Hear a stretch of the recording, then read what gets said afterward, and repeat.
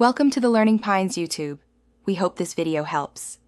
You already have the wraps and basic tools. Start now by grouping the cables or hose so they sit evenly. Once done, pass the tail through the head and pull until the clamp seats flush.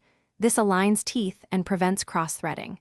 Make sure to leave about 10–15% extra tail for adjustment because that gives you room to tension properly.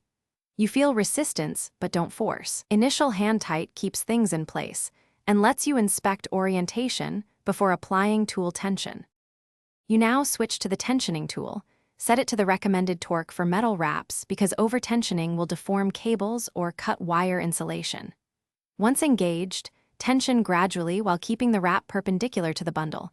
This ensures even clamping and avoids twisting. If you're using multiple wraps, stagger their positions so load distributes along the run.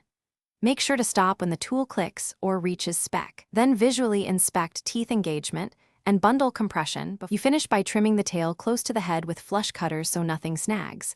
Leave about 1 to 2 millimeters to prevent burrs.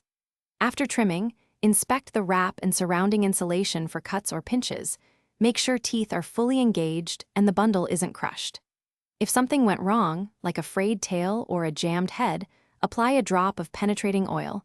Use pliers to release tension or cut, and replace the wrap with a larger size. Recheck after load or vibration. Thanks for watching. Consider subscribing if we helped you.